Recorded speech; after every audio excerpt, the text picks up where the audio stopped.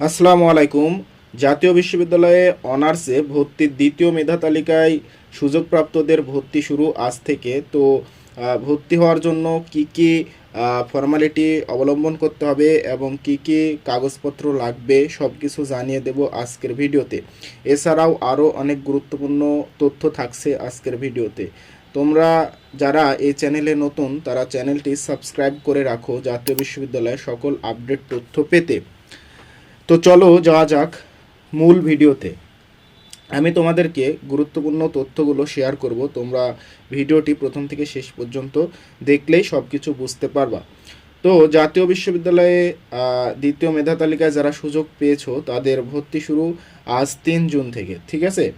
তো তোমাদের দ্বিতীয় মেধা তালিকায় স্থানপ্রাপ্ত শিক্ষার্থীদের চূড়ান্ত ভর্তি কার্যক্রম যেহেতু আজ থেকে শুরু হয়েছে, সেহেতু বিশ্ববিদ্যালয়ের প্রকাশিত ভর্তি বিজ্ঞপ্তি অনুযায়ী দ্বিতীয় মেধা তালিকায় সুযোগপ্রাপ্ত শিক্ষার্থীরা 11 জুন পর্যন্ত অনলাইনে চূড়ান্ত ভর্তি ফর্ম পূরণ করতে পারবেন। অর্থাৎ তোমরা যারা দ্বিতীয় মেধা তালিকায় চান্স পেয়েছো তারা আগামী 11 জুন পর্যন্ত অনলাইনে চূড়ান্ত ভর্তি ফর্ম পূরণ করতে পারবা, ঠিক আছে?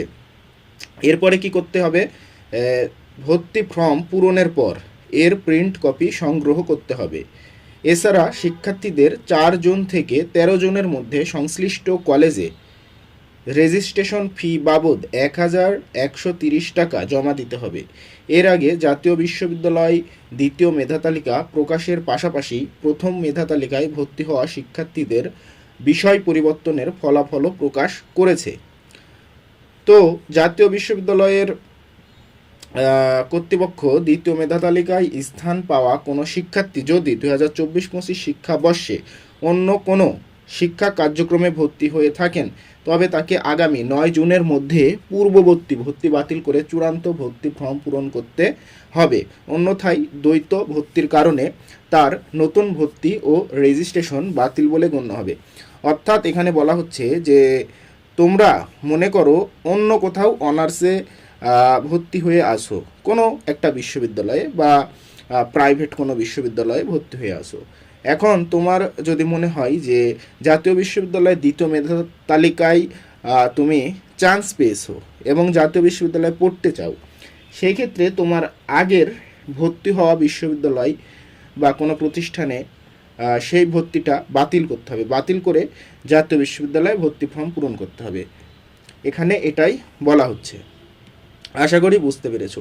এরপরে বিষয় পরিবর্তনে আগ্রহী শিক্ষার্থীদের চূড়ান্ত ভর্তি ফর্মে নির্ধারিত স্থানে ইয়েস অপশন নির্বাচন করতে হবে।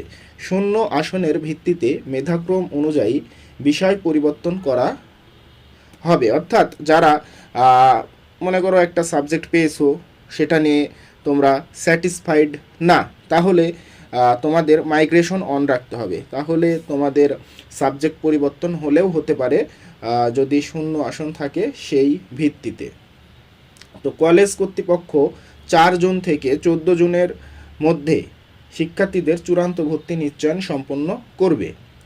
আর 15 জুন থেকে 21 জুন পর্যন্ত শিক্ষার্থী সংশ্লিষ্ট কলেজগুলো সোনালী ব্যাংকের মাধ্যমে বিশ্ববিদ্যালয়ের নির্ধারিত রেজিস্ট্রেশন ফি জমা দেবে।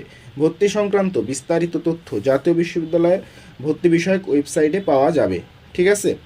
তো তোমাদের কাজ হলো, এই ছিল আজকের ভিডিও। অনেক ইনফরমেশন তোমরা জানতে পারলা। তোমরা এই চ্যানেলটি সাবস্ক্রাইব করে রাখলে জাতীয় বিশ্ববিদ্যালয়ের সকল আপডেট সব কিছু এই চ্যানেলে আপলোড করা হয়, সুন্দরভাবে আলোচনা করা হয়, বুঝিয়ে দেওয়া হয় এবং ক্লাস সাজেশন এগুলো আপলোড করা হয়, ঠিক আছে? তো তোমাদের জন্য শুভকামনা রইল, তোমরা ভর্তি হও এবং চ্যানেলটি সাবস্ক্রাইব করে পাশেই থাকো। তোমাদের বন্ধুদের মাঝে এই ভিডিওটি শেয়ার করে দাও। সকলের জন্য শুভকামনা রইল। ধন্যবাদ।